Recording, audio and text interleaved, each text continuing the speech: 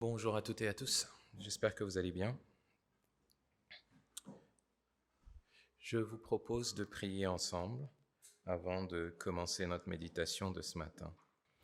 Nous sommes reconnaissants, Père Céleste, pour ta bonté, pour ta fidélité, pour ton amour manifesté en Jésus-Christ, qui est venu en chair, qui a vécu parmi nous, qui a vécu la vie que nous devrions vivre.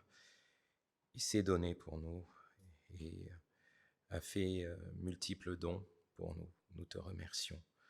Merci aussi d'avoir donné le Saint-Esprit pour que nous soyons toujours avec toi. Merci d'accomplir les promesses qui sont dans l'Écriture à notre sujet. Et merci parce que tu es le Dieu toujours présent. Nous voulons te remercier aussi pour ce temps de partage et te demandons d'ouvrir notre intelligence aux Écritures. Nous te demandons de nous enseigner, de nous édifier, de nous rencontrer, Père Céleste. Fais de ce moment un moment spécial où nous sommes en entretien avec toi et que ce soit ta voix qui soit entendue. Au nom de Jésus-Christ, nous te le demandons. Amen. Alors, initialement, j'ai communiqué à l'équipe Sono un texte qui reste le même, mais j'ai prévu de vous lire le chapitre entier de Marc, de l'Évangile selon Marc, donc c'est le chapitre 6. Avant d'entamer notre méditation, alors il y a 52 versets. Et je décide, plutôt que de le lire en entier, on va le lire de manière fractionnée pour pouvoir suivre. Avant de commencer à lire, une introduction sur l'Évangile selon Marc. Alors, l'auteur de l'Évangile selon Marc, que certains aussi appelaient Jean-Marc, est quelqu'un qui a beaucoup collaboré avec l'apôtre Paul, mais aussi était proche de l'apôtre Pierre. Et si vous regardez dans le livre des Actes, il semble y avoir eu une controverse à son sujet à un moment donné, lorsque Paul allait en mission, l'apôtre Paul, il y a eu une brouille entre l'apôtre Paul et son compagnon de mission à cause probablement de cette personne qui, à un moment donné, était un peu hésitante vis-à-vis de l'Évangile, si ça peut permettre de faire des liens. Mais somme toute, la situation s'est résolue dans la fin du ministère de Paul, où il a reconnu que ce Marc était utile à l'Évangile. Certains pensent que cet Évangile de Marc a été écrit aussi en reportant ce que l'apôtre Pierre a vu, et c'est ce qui nous est partagé ici. Dans cet évangile, il est retracé plusieurs éléments du parcours du Seigneur dans son ministère terrestre.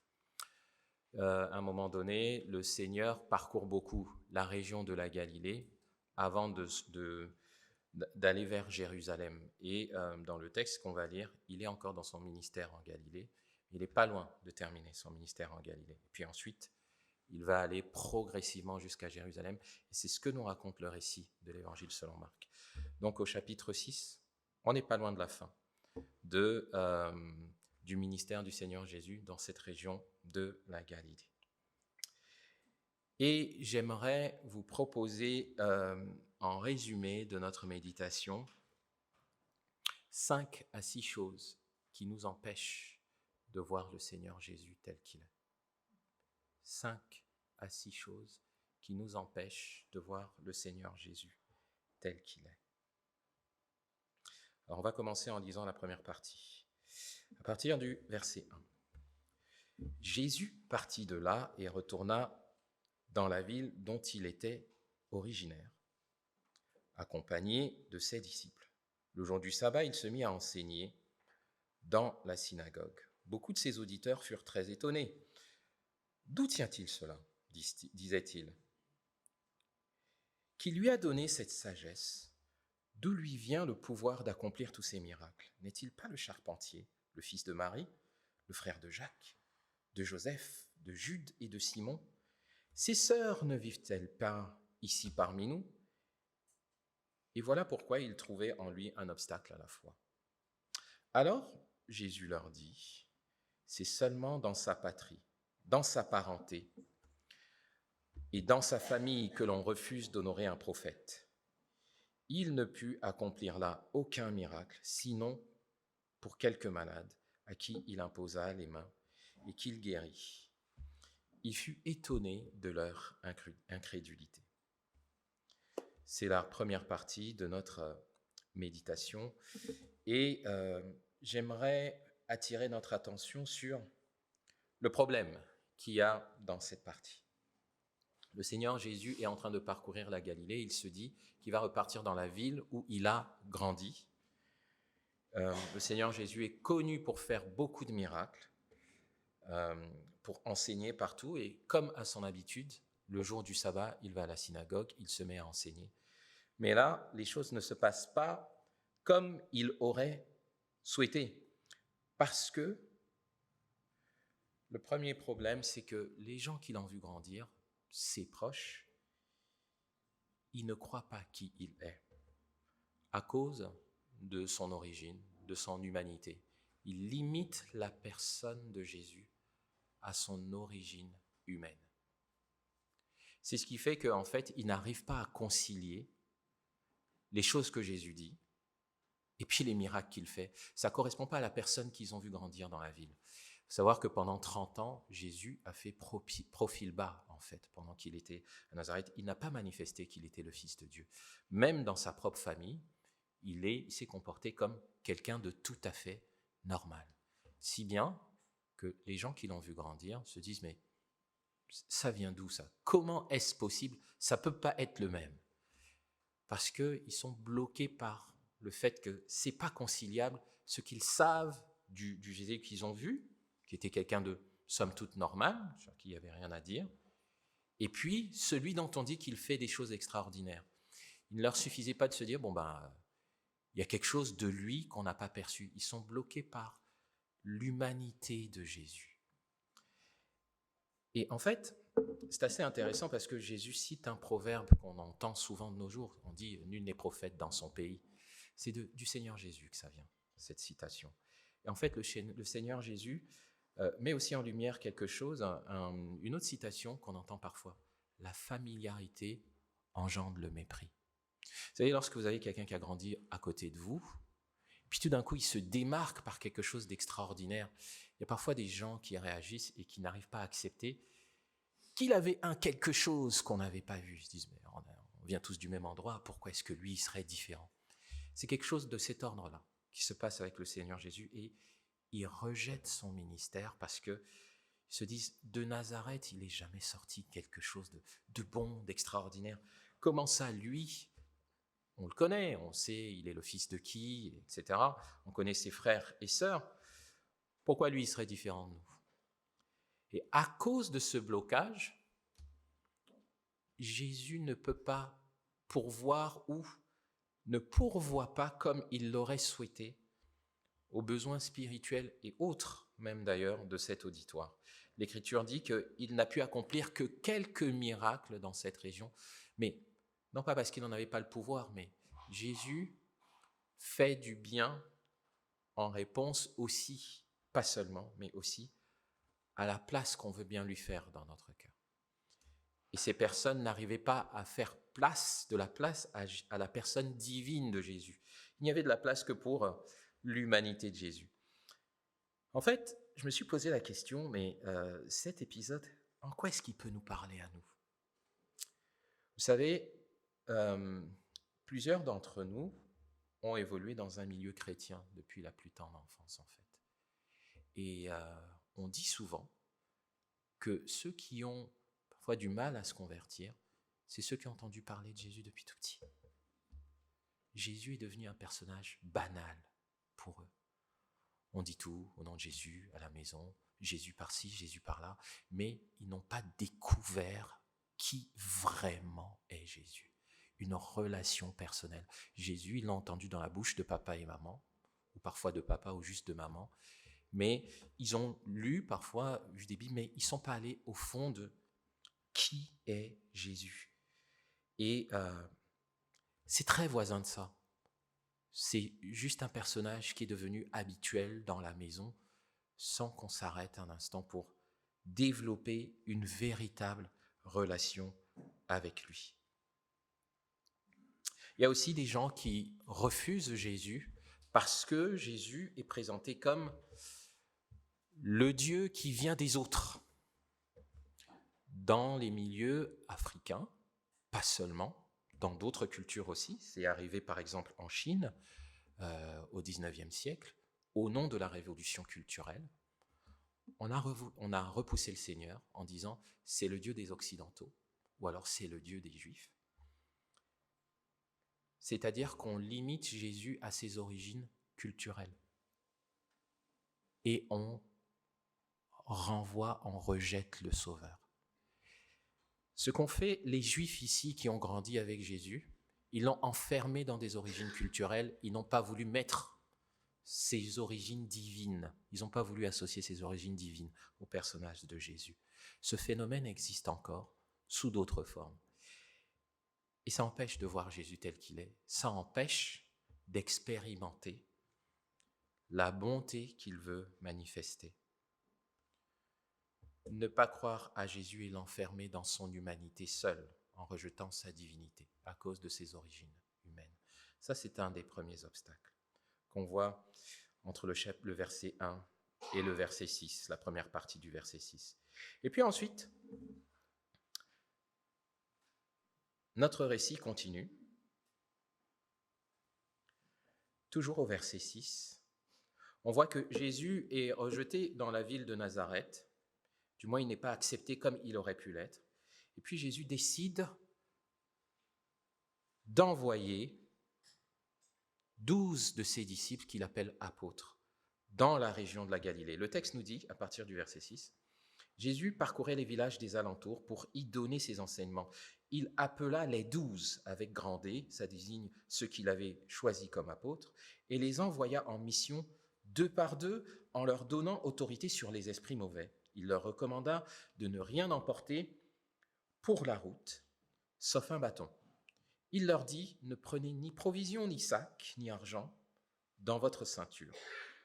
Mettez des sandales à vos pieds et n'emportez pas de tunique de rechange. Dans la maison où vous entrerez, restez jusqu'à votre départ. Et si, dans une ville, on ne veut ni vous recevoir, ni vous écouter, partez de là en secouant la poussière de vos sandales. Cela constituera un témoignage contre eux. Ils partirent donc et proclamèrent qu'il fallait changer profondément. Ils chassaient aussi beaucoup de démons et guérissaient de nombreux malades en les oignant d'huile. Alors là, c'est intéressant parce que l'histoire nous dit que Jésus va prendre ses disciples, donc ils sont 12, il va constituer 6 groupes, 2 par 2, ils vont sillonner la région de la Galilée et ils vont annoncer l'évangile au nom de Jésus. Alors j'ai pris quelques notes parce que j'ai trouvé très intéressant, tout d'abord, ce que Jésus leur demande.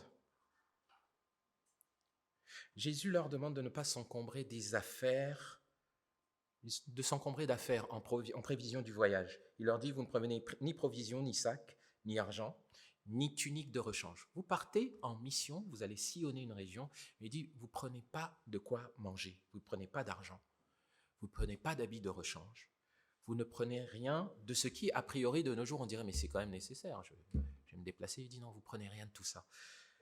En revanche, vous équipez du strict nécessaire, un bâton, des sandales, un habit, une tunique, pas plus. Autrement dit, ce dont vous avez besoin aujourd'hui, vous prenez juste ça, et puis vous partez. En fait, ce que Jésus leur dit,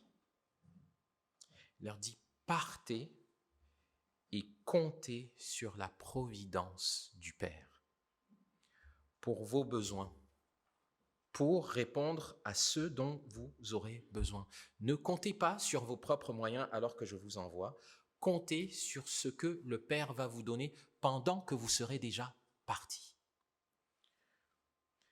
En fait, ce que Jésus leur demande, il leur demande de dépendre complètement du Père et lui faire confiance sur tous les besoins, que ce soit des besoins alimentaires, vestimentaires, besoins en logement, besoins même en santé. Je ne sais pas si on peut tourner, par exemple, dans Matthieu 10 et retrouver la même histoire. Je pense qu'elle est décrite dans Matthieu 10, si tu veux bien, Pierre.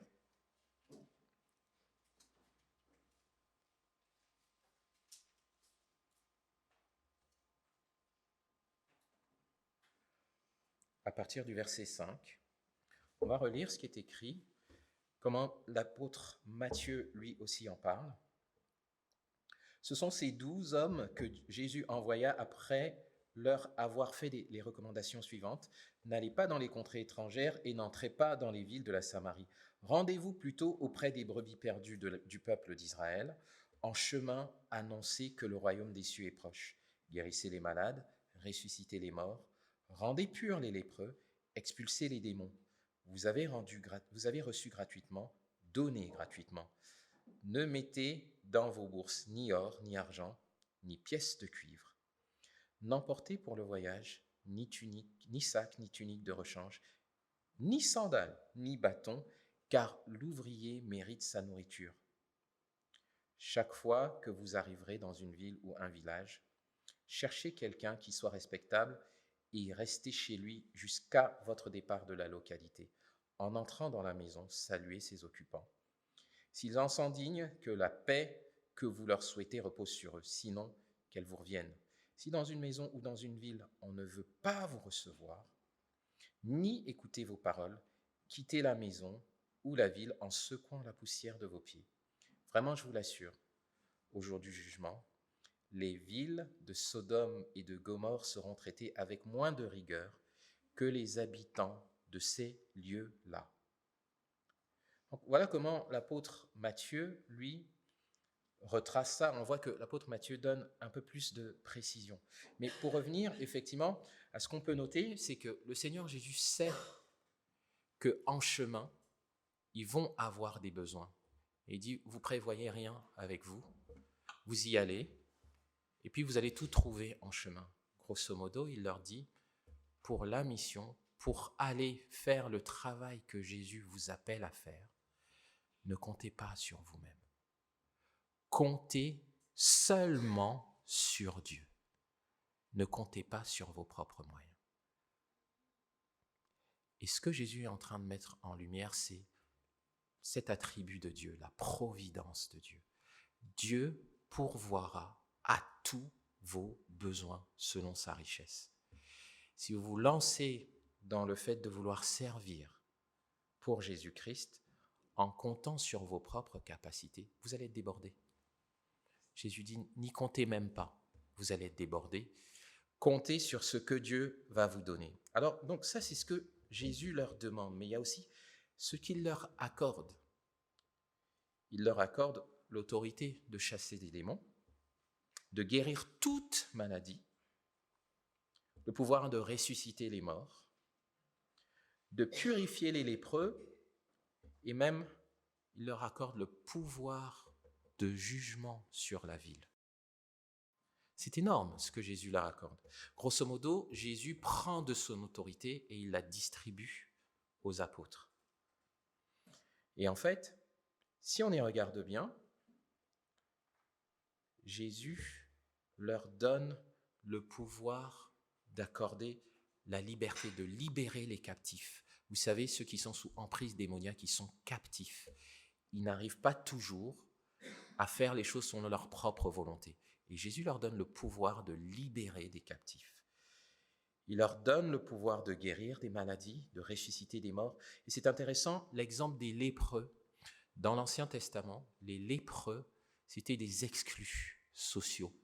Quand on était lépreux, on n'avait plus de vie sociale. On n'était qu'avec les lépreux.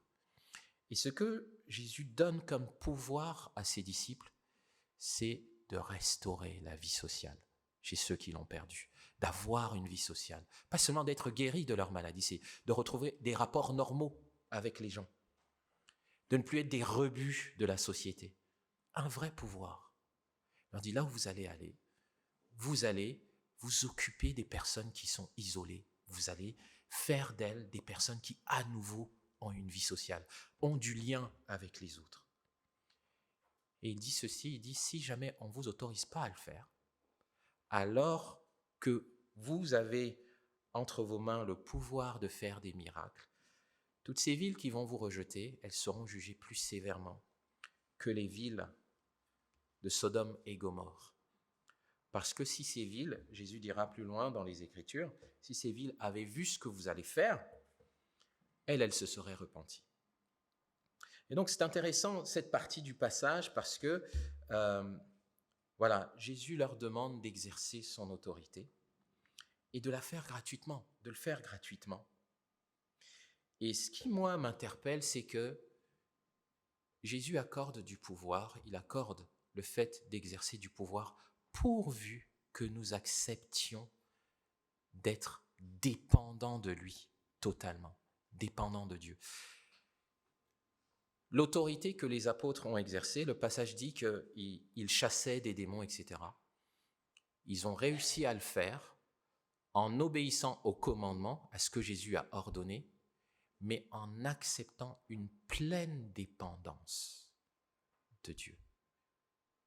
Ça ne dépendait pas de leurs moyens. Et ça doit nous interpeller. Seigneur, je ne vois pas assez ta puissance dans ma vie. Je ne vois pas assez ton intervention dans ma vie. Mais à quel point est-ce que tu acceptes la dépendance totale de Dieu dans ta vie? Y a-t-il des domaines où il faut que ça se passe avec ce dont toi tu disposes, ce que tu contrôles? Ou alors tu es prêt à lâcher prise en disant, Seigneur, ok, tu as demandé de faire ça, tu as demandé de venir servir à l'église, j'ai un emploi du temps hyper chargé, mais je vais te faire confiance. Je te laisse gérer mon emploi du temps. Tu as demandé de t'occuper des voisins, etc., de s'occuper de ceux qui ont des besoins dans le quartier. Je ne sais pas encore comment je vais le faire, je n'ai pas la compétence, mais je vais te faire confiance. Le Seigneur Jésus a envoyé ses apôtres alors qu'ils n'avaient pas la compétence. Il leur a même dit, c'est dans l'évangile selon Matthieu, mais aussi dans les autres évangiles, ne vous préoccupez même pas de ce que vous allez dire lorsque vous serez devant les gens, parce que c'est le Saint-Esprit qui vous dira ce que vous avez à dire. Il va vous le souffler. Le Seigneur pourvoit, non pas seulement aux besoins matériels, il pourvoit aux compétences, il pourvoit aux besoins spirituels. Mais pour pouvoir le voir, il faut accepter la pleine dépendance. Et ce qui nous empêche de voir le Seigneur tel qu'il est, c'est parfois le fait de refuser la dépendance de Dieu. Dans le mot foi, il y a le mot confiance, mais il y a aussi le mot dépendance.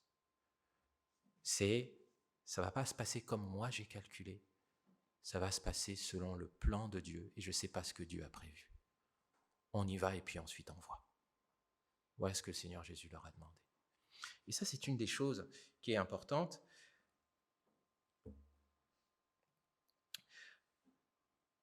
Et en plus de cela, le Seigneur Jésus dit qu'il y a des villes en fait qui n'accueilleraient pas les disciples. Il n'a pas caché aux disciples que certaines villes en fait vont pas vous recevoir. Une autre chose qui nous empêche de voir le Seigneur Jésus tel qu'il est, c'est tout simplement le fait de refuser de se repentir. On aime bien la vie qu'on mène, on ne veut pas voir notre péché. Lorsque quelqu'un veut nous annoncer l'évangile, on ne veut pas en entendre parler. Donc on ferme la porte déjà d'emblée, on ne veut pas entendre le message de l'évangile. Si vous ne laissez pas les personnes vous annoncer l'évangile, vous ne pourrez pas voir le Seigneur Jésus tel qu'il est. Et donc il y a certaines villes qui s'exposent au jugement parce qu'elles n'ont pas accepté que les apôtres les visitent. Donc le Seigneur Jésus met aussi ça en lumière. On ne voit pas sa providence, on ne voit pas le bien qu'il veut nous faire parce qu'en réalité, on est hostile à l'évangile. Si nous continuons le récit de Marc 6, il y a quelque chose qui est très intéressant. Marc 6, on va au verset 14. Et Marc 6, du verset 14 au verset 29. On se demande un petit peu, qu'est-ce que ce récit fait là? Parce qu'on sait que Jésus est allé à Nazareth, il a été repoussé, rejeté. Ensuite, il envoie ses apôtres parcourir la Galilée. Et puis là, tout d'un coup, on fait un focus sur un personnage ou deux personnages de l'Évangile. le roi Hérode et Jean-Baptiste. Voici ce que nous dit le texte. Le texte nous dit « Le roi Hérode entendit parler de Jésus, car sa réputation se répandait partout.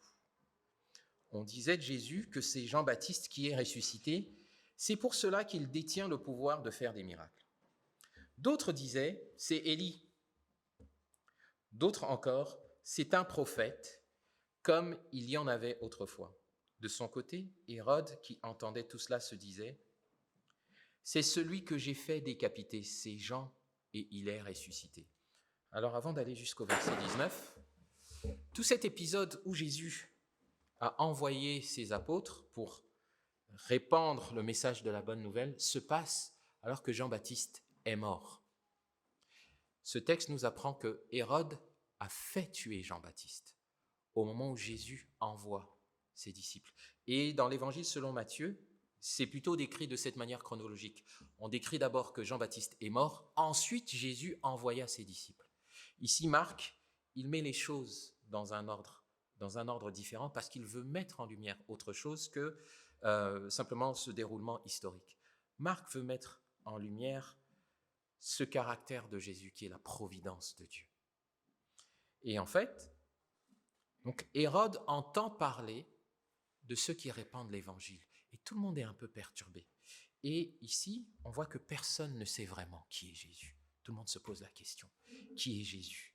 Et si on lit la suite, on va comprendre, on va avoir une autre piste sur qu'est-ce qui pourrait nous empêcher de percevoir Jésus tel qu'il est. Verset 17, voici ce que ça dit. En effet, Hérode avait fait arrêter Jean, il l'avait fait enchaîner et jeter en prison à cause d'Hérodiade, la femme de Philippe, son demi-frère, qu'il avait épousée. Hérode avait épousé la femme de son demi-frère. Car Jean disait à Hérode, tu n'as pas le droit de prendre la femme de ton frère. Hérodiade, furieuse, contre lui, cherchait à le faire mourir, mais elle n'y parvenait pas. Car Hérode craignait Jean. Il savait que c'était un homme juste et saint, il le protégeait donc. Quand il l'entendait parler, il en restait fort perplexe. Et pourtant, il aimait l'entendre. Un jour cependant, Hérodiade trouva une occasion favorable lors de l'anniversaire d'Hérode. Celui-ci organisa ce jour-là une grande fête à laquelle il invita les hauts dignitaires de sa cour, les officiers supérieurs, les notables de la Galilée. Au cours du banquet, la fille d'Hérodiade entra dans la salle, elle dansa, Hérode et ses invités étaient sous le charme. Le roi dit alors à la jeune fille, « Demande-moi ce que tu voudras et je te le donnerai. » Il alla même jusqu'à lui faire ce serment. « Tout ce que tu me demanderas, je te le donnerai, même si c'est la moitié de mon royaume. » Elle sortit pour prendre conseil auprès de sa mère. « Que vais-je lui demander ?»« La tête de Jean-Baptiste, lui répondit celle-ci. » Aussitôt, la jeune fille se hâta de retourner auprès du roi pour lui exprimer son vœu en ces termes. « Je veux que, tout de suite, tu me donnes sur un plat la tête de Jean-Baptiste. » Le roi en fut consterné, mais à cause de son serment et de ses invités, il ne voulut pas le lui refuser. Il envoya donc aussitôt un garde en lui ordonnant de rapporter la tête de Jean. Celui-ci s'en alla décapiter Jean dans la prison. Il apporta la tête sur un plat et la remit à la jeune fille, et celle-ci la donna à sa mère. Lorsque les disciples de Jean apprirent ce qui s'était passé, ils vinrent prendre son corps et l'ensevelirent dans un tombeau. Cette fin tragique de Jean fait écho à déjà ce que Jésus a dit à ses disciples lorsqu'il les a envoyés. Ça ne se voit pas dans l'évangile selon Marc, mais lorsque vous lisez dans Matthieu, vous lisez dans Luc, ou même dans Jean, Jésus dit qu'il envoie ses disciples et qu'ils vont parfois être traînés devant les tribunaux. Ça ne va pas toujours être facile. Avant l'envoi des 12, l'Écriture déclare que le Seigneur avait déjà envoyé quelqu'un. Jean est l'envoyé du Seigneur. C'est écrit dans l'Ancien Testament qu'il allait envoyer j'oublie le terme, mais dans Malachie, son messager, exactement, c'est le mot, son messager. Jean-Baptiste est le précurseur qui annonce le ministère de Jésus. Et pour avoir fait ce que Jésus lui a dit, Jean-Baptiste est allé en prison. et il en est mort. C'est-à-dire que la success story qu'on va voir des disciples qui sont allés 2 par 2, ça a aussi été une success story mais différente pour Jean-Baptiste. C'est-à-dire que quand Jésus envoie ou il nous demande de servir, ça n'est pas seulement, on ne prend pas seulement, on va dire, que du plaisir. Ça peut nous conduire à la mort, même si c'est pour notre bien. Jean-Baptiste est mort pour le Seigneur Jésus et Dieu a d'incroyables promesses pour ceux qui meurent en son nom. Voilà ce qui est arrivé à Jean-Baptiste. Mais le plus important, c'est pourquoi il est mort. Qu'est-ce qui l'a conduit à la mort? En fait, on a vu au départ qu'il y a des gens qui étaient perplexes par rapport à la nature de Jésus. Pourquoi ils sont perplexes? Souvenons-nous de ce qui s'est passé dans la scène de l'anniversaire d'Hérode. Hérode a épousé la femme de son frère. Moralement, il est déjà très limite. La loi juive lui interdisait de le faire. Il y a un problème de moralité, mais voyez le serment qu'il a fait à la jeune fille, qui est la fille de la dame qu'il a épousée. Il lui dit, tu me demandes ce que tu veux, je te le donnerai. Demande-moi même la moitié de mon royaume, je te le donnerai. Alors, ce n'est pas écrit dans l'Écriture, mais moi, je me suis posé la question, pourquoi est-ce que Hérode fait cette promesse à la jeune fille? Il veut quoi, Hérode? Quelle faveur il veut de cette jeune fille, qui est la fille de la dame qu'il a épousée, la dame qui est la femme de son frère? S'il n'a pas hésité à épouser la femme de son frère, est-ce qu'il va hésiter à aller avec la fille de sa femme? Je pense que Hérode est un monsieur qui n'a pas du tout de moralité. Ce n'est pas dit dans le texte, mais par déduction, je pense qu'il est prêt à aller aussi loin au point de lui donner la moitié de son royaume. Ils étaient tous sous le charme. Il y a une partie du texte qui dit qu'il était séduit. Et ce qui empêche de voir le Seigneur Jésus tel qu'il est, c'est l'impureté. L'impureté. Le Seigneur Jésus, on ne peut pas le voir tel qu'il est si on cultive dans notre vie l'impureté, l'amour des choses viles, des choses que le Seigneur considère comme immorales. On ne peut pas discerner qui il est. Hérode et toute sa clique, toute sa cour n'arrivaient pas à discerner parce qu'ils cultivaient l'impureté, l'immoralité. C'est une des choses qui nous empêche de voir les bonnes choses que le Seigneur Jésus veut faire pour nous. Pourtant, Hérode était impressionné par les discours de Jean-Baptiste, mais ça ne suffit pas. Ça ne suffit pas d'être impressionné par ce qu'on entend à l'église. Le prédicateur, il était super. Et puis dès qu'on sort, on mène une vie complètement impure. Non, vous ne connaissez pas le Seigneur Jésus si c'est ainsi que vous vivez. Hérode avait un homme de Dieu qui l'approchait, mais ça ne lui a pas permis de connaître qui était le Seigneur Jésus. L'impureté, l'immoralité.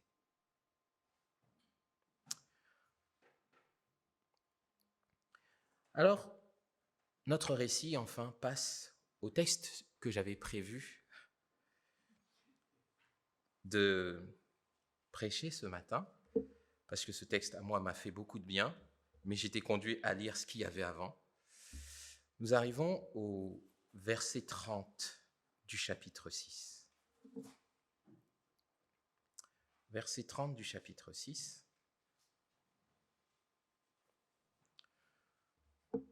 On nous a expliqué dans les versets d'avant pourquoi est-ce que ce que Jésus accomplissait à travers les apôtres a fait susciter un questionnement chez Hérode. Maintenant, les apôtres, on voit la suite de l'histoire après que Jésus les a envoyés.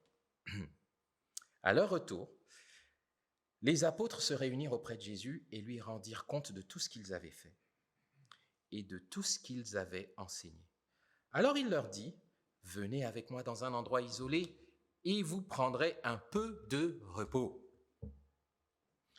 Il y avait effectivement beaucoup de monde qui allait et venait et ils ne trouvaient même pas le temps de manger. Ils partirent donc dans le bateau pour aller à l'écart dans un endroit désert. Avant de continuer, on voit que le Seigneur Jésus est sensible au fait que ceux qui obéissent à ses commandements, travaillent dans le ministère qu'il leur a donné. Ils ont besoin de repos. Et il leur propose de se tenir à l'écart avec lui, comme lui-même il en a l'habitude, pour prendre un peu de repos, parce qu'ils avaient tellement à faire qu'ils n'avaient parfois même pas le temps de manger. La réputation du Seigneur était devenue tellement grande qu'ils étaient assaillis par plein de gens qui venaient, qui avaient plein de besoins. Ils n'avaient pas le temps, ils n'avaient pas beaucoup de temps pour eux. Et le Seigneur Jésus voit ça, il dit, on va se mettre un petit peu à l'écart. Verset 33, mais beaucoup les virent s'en aller et les reconnurent. De toutes les bourgades, on accourut à pied et on les devança à l'endroit où ils se rendaient. Aussi, quand Jésus descendit du bateau, il vit une foule nombreuse. Il fut pris de compassion pour eux parce qu'ils étaient comme des brebis sans berger. Alors il se mit à enseigner longuement. Il se faisait déjà tard. Ses disciples s'approchèrent de lui et lui dirent « Cet endroit est désert. Il est déjà tard. Renvoie ces gens pour qu'ils aillent dans les hameaux et les villages des environs s'acheter de quoi manger. » Mais Jésus leur répondit « Donnez-leur vous-même à manger. » Ils lui demandèrent « Faut-il que nous allions acheter pour 200 pièces d'argent de pain et que nous leur donnions à manger ?» Jésus reprit « Combien avez-vous de pain ? Allez voir. » Ils allèrent se renseigner et revinrent lui dire « Il y en a 5 et 2 poissons. » Alors il leur ordonna de faire asseoir la foule par groupes sur l'herbe. Les gens s'installèrent par terre, par rangées de 100 et de 50. Jésus prit les 5 pains et les 2 poissons, leva les yeux vers le ciel, prononça la prière de bénédiction. Il partagea les pains et les donna aux disciples pour qu'ils les distribuent à la foule. Il partagea aussi les 2 poissons entre tous. Tout le monde mangea à satiété. On ramassa les morceaux de pain qui restaient. Il y en eut 12 paniers pleins. Il restait aussi des poissons. Or, ceux qui avaient mangé ces pains étaient au nombre de 5000 hommes. Et si nous lisons dans l'Évangile selon Matthieu, ils étaient au nombre de 5000 hommes, sans compter les femmes et les enfants.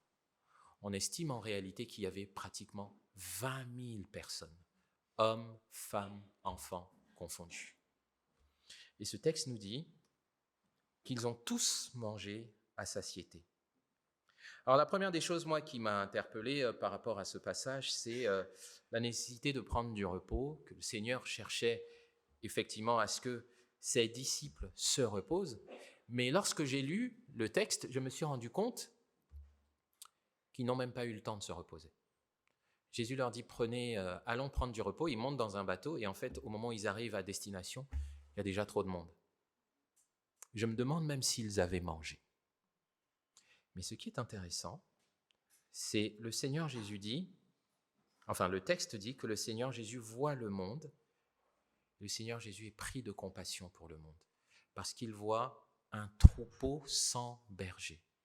Lorsque Moïse va mourir, il demande à Dieu de donner un remplaçant pour que le troupeau d'Israël ne soit pas un troupeau sans berger, que le peuple d'Israël ne soit pas un peuple sans berger. Cette image de troupeau sans berger est souvent reprise dans l'Ancien Testament. Pour ceux, ce n'est pas mon cas, qui connaissent bien le milieu de l'élevage, ils savent que lorsque un troupeau de bêtes n'a pas de berger, il est voué pratiquement à mourir. Parce que les moutons, souvent, ils se suivent les uns les autres. Il suffit qu'il y en ait un qui emprunte un mauvais chemin, ils vont suivre, et si jamais ils tombent dans un ravin, les autres aussi continuent de suivre. En général, ils n'ont pas assez de discernement pour éviter les dangers. Il faut un berger. Et ce que Jésus discerne lorsqu'il voit le peuple, il voit que le peuple, les autorités du peuple ne jouent pas leur rôle. C'est pour ça qu'il a pitié du peuple. Et il essaie de régler le problème. C'est pour ça qu'il enseigne. Il enseigne. Les autorités spirituelles ne font pas l'affaire. Les pharisiens, les docteurs de la loi ne faisaient pas l'affaire. Hérode, on a pu le voir, un roi immoral. Et Jésus voit ça. Ce qui est intéressant, c'est que Jésus met de côté ses propres besoins vitaux pour les besoins du peuple. Et il incite même ses disciples à faire pareil. Ils avaient faim, ils avaient besoin de repos. Mais le ministère d'abord. Ça m'interpelle, moi, ça. Le ministère d'abord. Et puis, en réalité, si on regarde la remarque des disciples, je crois, c'est mon interprétation, je crois que les disciples, ils en ont marre. Il fait tard. Jésus n'a pas arrêté d'enseigner pendant des heures. Il n'a pas fait les fameuses 20 minutes qu'on nous recommande parfois à nous, les prédicateurs. On dit, si tu fais plus de 20 minutes, personne ne va t'écouter. Le Seigneur a enseigné pendant des heures. Moi, ça, c'est le truc qui me fait me dire, attention aux règles que nous, on se donne, les êtres humains. C'est pas tant la durée, c'est la qualité de ce qu'on enseigne. Les gens écoutaient le Seigneur Jésus. Moi, je peux me tromper, mais moi, c'est mon texte qui me fait me dire, oui, c'est vrai, le cœur humain a ses capacités, mais les gens écoutaient le Seigneur Jésus pendant des heures avant qu'ils voient le miracle de la multiplication des pains. Et les disciples, ils ont envie qu'ils renvoient les gens, je pense qu'eux aussi, ils ont faim. Et puis le Seigneur Jésus leur dit, donnez-leur vous-même à manger. Les disciples ont l'air un petit peu surpris en disant, mais oui, mais on va quand même pas donner pour 200 pièces d'argent. En fait, 200 pièces d'argent, ça représente 8 à 9 mois de salaire. C'est comme si aujourd'hui, il y avait tout un meeting, on avait juste prévu de parler aux gens, et puis il fait tard, les gens viennent voir le leader du meeting, ils lui disent, mais on est arrivé à la fin, là, les gens, il faut qu'ils aillent manger. Puis il dit, non, mais vous allez leur servir à manger, et ça coûte environ 15 000 €. C'était pas prévu.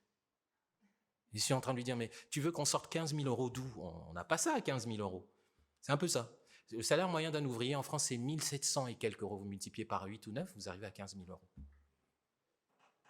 Et c'est comme s'ils étaient en train de dire, mais Seigneur, ça va là, tu t'exagères pas un peu là? C'est un peu ça. Et le Seigneur Jésus leur dit, montrez-moi ce qu'il y a. Ici, ce qui empêche de voir le Seigneur tel qu'il est, et là pour le coup ce sont les disciples de Jésus qui ne voient pas le Seigneur tel qu'il est. Ils envisagent le ministère avec leurs propres moyens, et non pas avec les moyens de Dieu. Ils envisagent le ministère avec les 5 pains et les 2 poissons. Et Jésus va leur montrer que même si vous n'avez que peu, c'est beaucoup pour Dieu. Dieu n'est pas limité par nos moyens humains. Et ça, c'est un axe de réflexion pour chacun d'entre nous. Pourquoi tu ne peux pas servir à l'église? Pourquoi tu ne peux pas accorder du temps à l'église?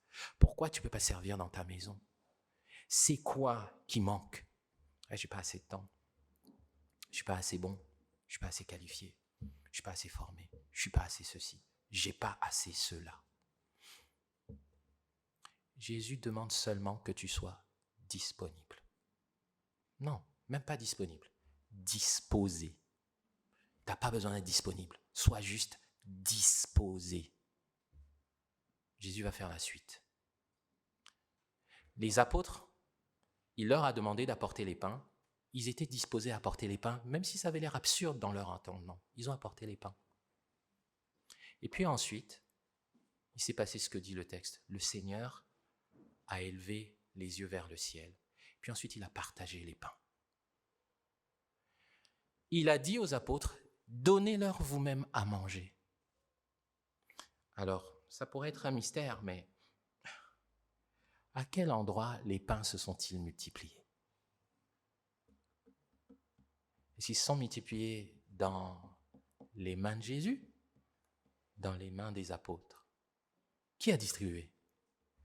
Jésus, en fait, il n'a pas arrêté de donner, et puis les apôtres ont distribué. Imaginez, il y avait 20 000 personnes, entre 5 et 20 000 personnes, le temps que ça a pris. Imaginez la scène, c'était long.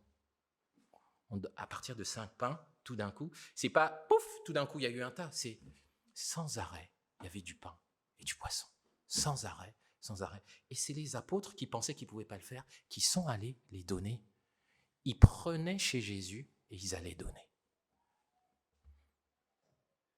Pas avec les moyens des apôtres, avec les moyens de Jésus. Et cette leçon pour nous, c'est nous ne devons pas envisager le ministère, le service à l'Église, la vie d'Église avec les moyens humains. C'est avec les moyens de Dieu. C'est l'Église de Dieu. C'est pas l'Église des hommes. Après, Dieu fait ce qu'il veut. Mais c'est d'abord avec lui, ses moyens à lui, pas les nôtres. L'Église n'est pas limitée par notre budget, si vous voulez qu'on parle concrètement. Elle n'est pas limitée par notre budget, elle est limitée par la volonté de Dieu. Si Dieu dit qu'on ne va pas utiliser tout notre budget, on ne va pas l'utiliser. S'il dit qu'on va utiliser plus, qui d'entre nous est bien placé pour dire que non, on n'utilisera que le budget? C'est Dieu qui décide. C'est pas mauvais de faire un budget, mais Dieu n'est pas limité par notre budget. La preuve, il ne l'était pas. Il ne l'a jamais été. Mais il ne nous dit pas qu'il ne faut pas faire de calcul. C'est bien d'en faire. Ce qui nous empêche de voir le Seigneur tel qu'il est, c'est lorsque nous le limitons par nos propres moyens. Laissez-moi, alors que je sais, Jean-Marc, que j'ai un peu débordé, terminer par deux choses. On va lire du verset 45 et jusqu'au verset 52. Et je ne lirai pas le reste du texte qui se trouve dans Jean, mais c'est très important. Verset 45 jusqu'au verset 52. Aussitôt après, Jésus pressa ses disciples de remonter dans le bateau pour qu'ils le précèdent de l'autre côté du lac, vers Bethsaïda, pendant que lui-même renverrait la foule. Après l'avoir congédié, il se rendit sur une colline pour prier. À la tombée de la nuit, le bateau se trouvait au milieu du lac, et Jésus était resté seul à terre. Il vit que ses disciples avaient beaucoup de mal à ramer, car le vent leur était contraire. Vers la fin de la nuit, il se dirigea vers eux en marchant sur les eaux du lac. Il voulait les dépasser. Mais quand ils le virent marcher ainsi sur l'eau, ils crurent que c'était un fantôme et se mirent à pousser des cris. En effet, tous l'avaient aperçu et étaient pris de panique. Aussitôt, il se mit à parler. « Rassurez-vous, leur dit-il, c'est moi, n'ayez pas peur. » Puis il monta auprès d'eux dans le bateau. Le vent tomba. Ils furent frappés de stupeur, car ils n'avaient pas compris ce qui s'était passé au sujet des pains. Leur intelligence était aveuglée. Cet épisode de Jésus qui marche sur les eaux a à voir avec l'épisode de la multiplication des pains. La raison pour laquelle les disciples étaient stupéfaits, qu'ils étaient même effrayés lorsqu'ils ont vu le Seigneur Jésus sur l'eau, c'est la même raison qui fait qu'ils n'ont pas compris ce qui s'est passé avec la multiplication des pains. Et la raison nous est donnée ici. En fait, leur intelligence était aveuglée. Leur façon de penser était limitée par rapport à la façon de penser de Jésus. Mais il y a quelque chose qui peut aussi nous interpeller. Pourquoi ils avaient peur de le voir sur l'eau? La Bible dit, ils croyaient que c'était un fantôme, un esprit mauvais. Est-ce que ce n'est pas les mêmes disciples qui ont été chasser les démons? Pourquoi est-ce que tout d'un coup, ils ont peur d'un fantôme? Ça, je pense que ça doit nous interpeller. Le Seigneur Jésus peut faire des choses puissantes dans ta vie, et puis, très rapidement après, tu as oublié. Ils ont oublié les bienfaits du Seigneur, des choses puissantes. Tout ça, ça leur arrive. C'est incroyable comme journée. La même journée, ils ont vu la multiplication des pains. Dans la nuit, ils voient Jésus marcher sur les eaux, et ils sont effrayés. C'est le temps juste après, ils ont peur. On a l'impression que ce n'est pas les mêmes qui sont allés chasser les démons, qui ont guéri les malades, etc. Et ça, c'est une faiblesse du cœur humain. On peut oublier ce que Dieu a fait pour nous. Il faut se le rappeler. Il faut se le chanter.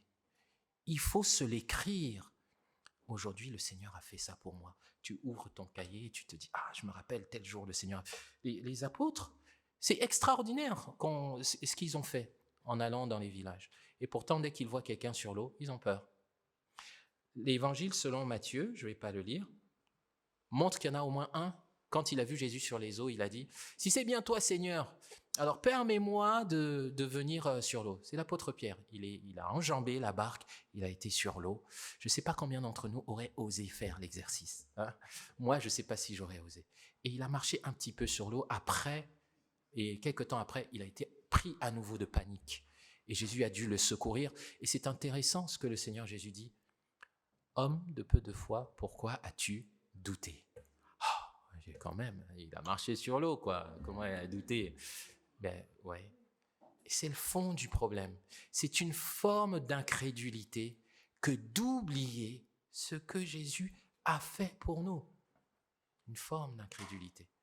Et ça nous empêche de le voir tel qu'il est. Ils avaient oublié que Dieu pourvoirait même à leur sécurité, même à distance, le même qui nous a donné l'autorité pour aller annoncer à distance alors qu'il n'est pas physiquement avec nous. Pourquoi nous abandonnerait-il dès qu'on va voir un fantôme, s'il y en a un?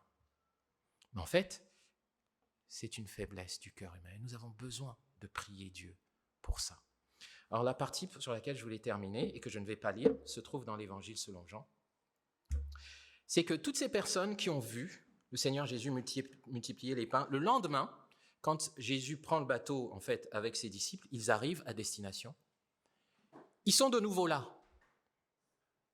Et vous pouvez le lire dans l'Évangile selon Jean. Le Seigneur Jésus dit cette parole très forte à leur sujet. Il dit, en vérité, vous êtes là seulement parce que je vous ai donné du pain. Ce qui vous intéresse, c'est que je vous donne à manger. En fait, c'est la dernière chose qui nous empêche de voir le Seigneur Jésus tel qu'il est. On pense qu'il est seulement là pour satisfaire nos besoins matériels. Et ça, c'est un grand danger, qui est matérialisé par un évangile dont on parle beaucoup de nos jours, l'évangile de prospérité, mais pas seulement. Il y a une forme de foi où on pense que le Seigneur Jésus, c'est juste celui qui va me donner le travail, celui qui va me donner un époux, celui qui va me donner la santé physique. C'est bien, toutes ces choses-là. Mais le Seigneur Jésus, dans l'Évangile selon Jean, je nous invite à le lire, il déclare, après avoir dit ça, après avoir échangé avec eux, il dit « Moi, je suis le pain qui est venu du ciel. » Jésus est le pain de vie. Tous ces miracles qu'il a fait, il dit en fait dans l'Évangile selon Jean, en fait, vous n'avez pas compris le sens de ces miracles que j'ai faits. Parce que Jésus a fait ces miracles de multiplication des pains pour que les gens sachent qu'il est le pain qui donne la vie, le véritable pain. Il veut qu'on voit en lui le véritable pain. Toutes ces choses que j'ai citées nous empêchent de voir que Jésus est le pain qui donne la vie. Celui qui mange de mon pain n'aura plus faim. Celui qui s'abreuve à ma source n'aura plus soif. Et dramatique est la situation de ceux qui côtoient le Seigneur Jésus, de ceux qui côtoient l'Évangile. Et en fait ne se rendent pas compte qu'il est tellement plus. L'objectif, c'est qu'on voit tellement plus. Et c'était le problème de ces contemporains.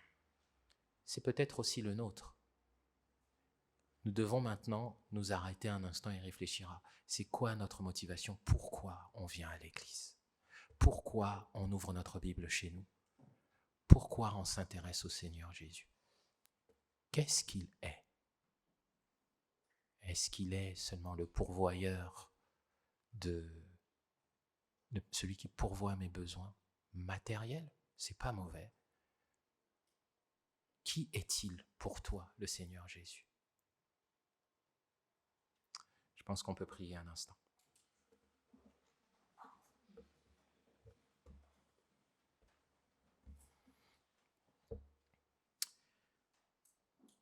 Seigneur, merci pour ce texte. Merci de l'avoir confié aux apôtres, à tes disciples qui l'ont écrit pour nous aussi. Viens nous rencontrer maintenant et encore après ce culte que nous te rendons. Aide-nous à nous remettre en question, à savoir qui tu es vraiment pour nous. Et si nous t'avons limité dans nos pensées, viens réformer nos pensées afin que nous te voyions tel que tu es. Que ton nom soit glorifié dans nos vies.